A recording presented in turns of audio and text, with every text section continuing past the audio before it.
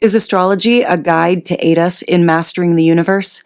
This is the Cosmic Community Podcast with Galactic Ambassador Stacey Dredd. This astrology report is for the week of June 10th, and I want to take so much care with this report this week, as I do every time I'm in here talking about the astrology. It's so important because people are coming to this more now than ever as a way of just kind of working with the environment around them, going to different modalities to maybe try and help understand or explain or support or help create flexibility one way or another with life. And so taking much care this week, as I know that there's a lot happening, and as above, so below. When there is a lot going on in the world, there is a lot going on in the astrology. And that is true for this week as all weeks. And so just kind of looking back at where we are coming from, last week we had two planets move into new signs, into the same sign actually. Jupiter and Mercury both moved into Cancer last week, and we had Jupiter in Gemini for a year. Jupiter spends a year in each sign, and so this is a nice energy adjustment when Jupiter moves through the signs every year. So Jupiter in Cancer is going to be exaggerating the need for safety and security, and to feel as though things are, very safe in the home environment. Cancer is all about the home environment, the homelands, your personal property and your personal private spaces.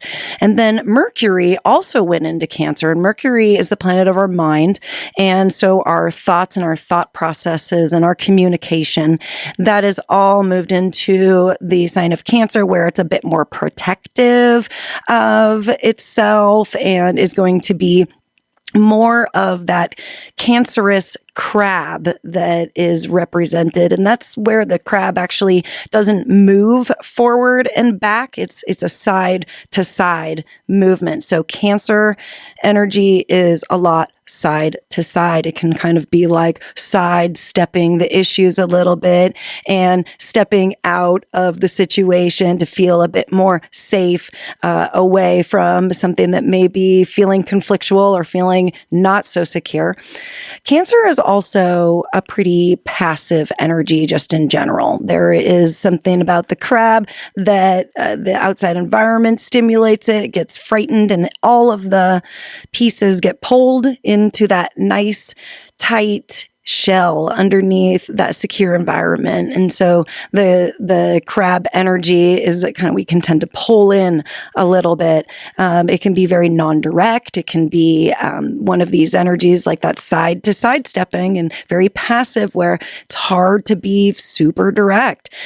Cancer is a water sign, so very in touch with our emotions. And Cancer represents the great mother. And so we always go into a need to mother ourselves a bit more when we have Cancer energy in the chart.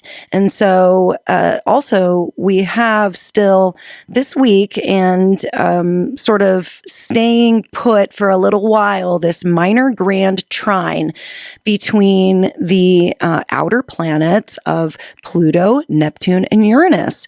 And this is a pretty rare alignment, and it's a minor grand trine, which means that two of these planets, or two sets of these planets, are in a sextile, and then another third set is in a trine. And so sextiles and trines, just to break down the vocabulary, are considered to be pretty good, benevolent, flowing energies. Sextiles are very easy, and things just happen very, very nicely. And a trine is quick. And so as long as, these energies are used to their most benevolent outcomes, then we get from sextiles and trines, quick moving, easy flowing, pretty harmonious energy where things kind of fall into place.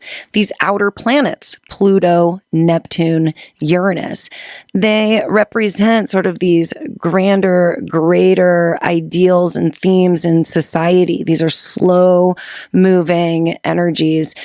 Pluto takes over 240 years to make it around the entire zodiac. Neptune, 160 years or something like that. And Uranus, like 80 years. And so these are very slow moving energies.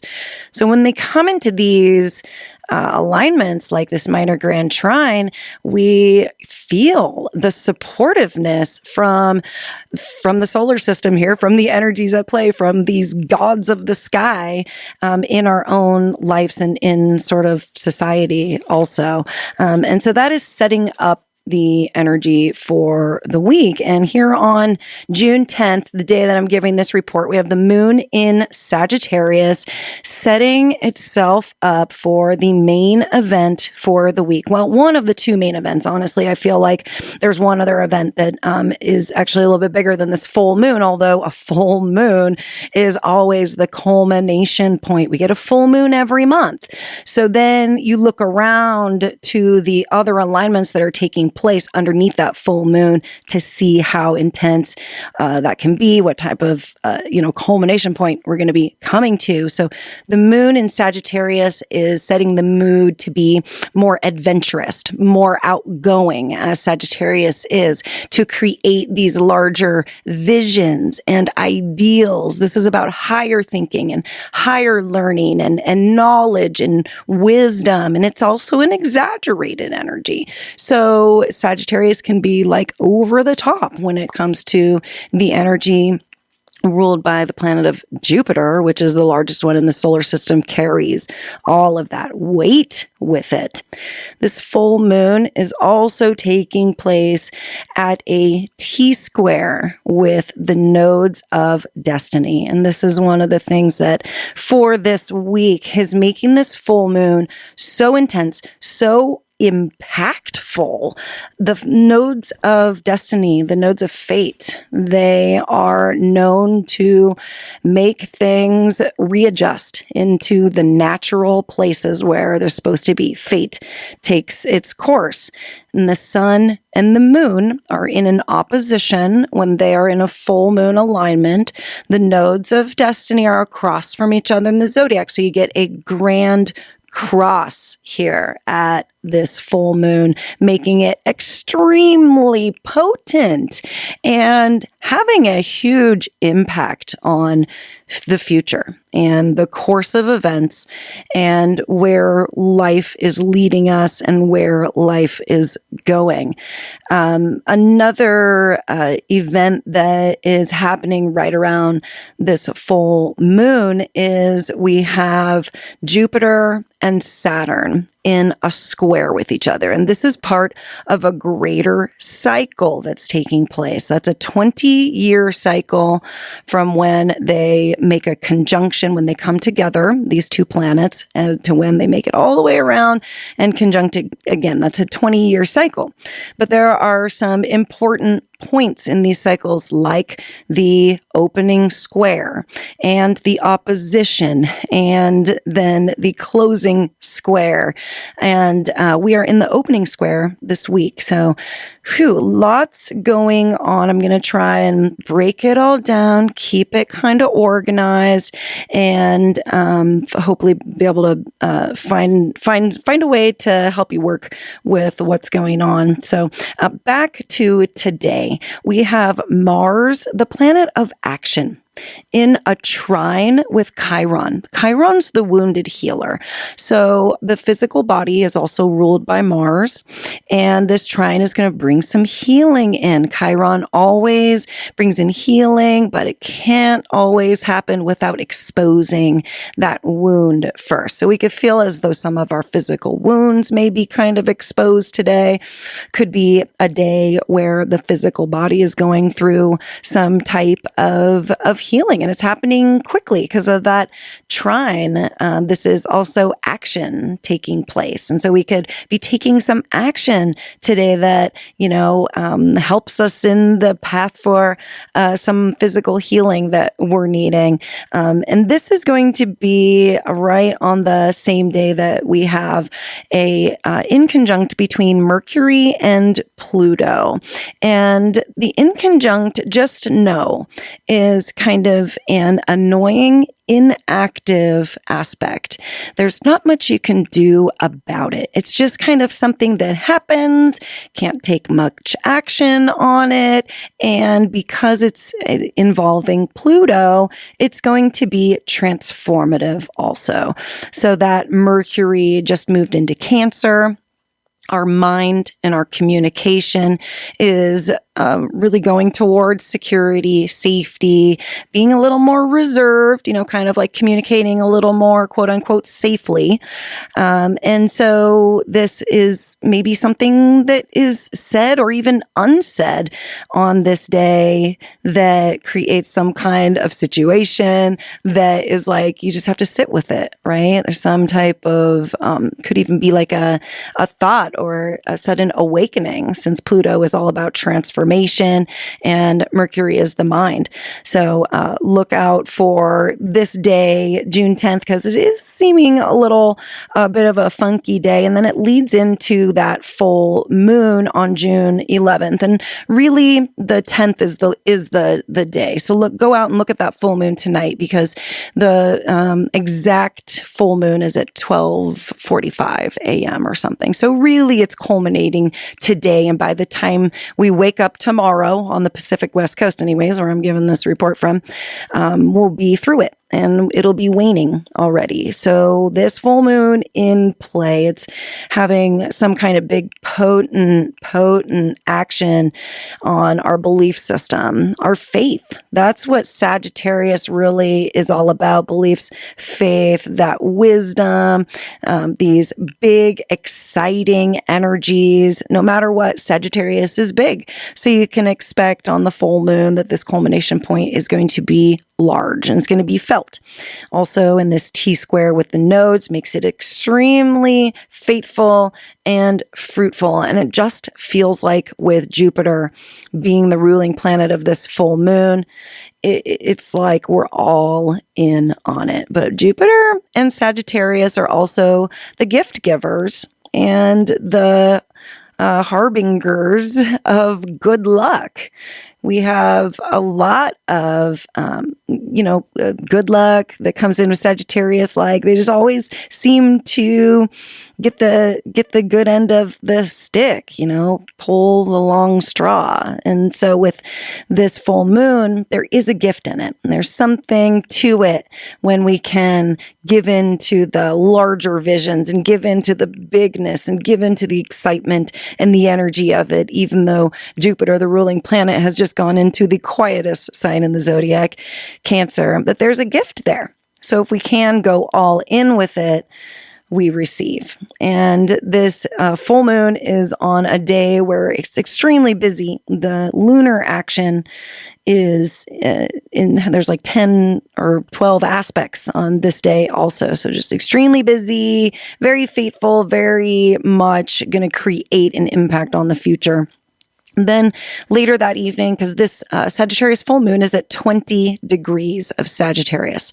Didn't mention that. For those of you that are looking at your birth chart or interested in this, really how this is going to be affecting you personally, you look in your birth chart at 20 degrees of Sagittarius and you find any planets, points, you look at the house where that sits so you can see where in your life that this full moon is going to be culminating, because later that night, the moon moves into Capricorn, leaves Sagittarius. That full moon energy starts to wane.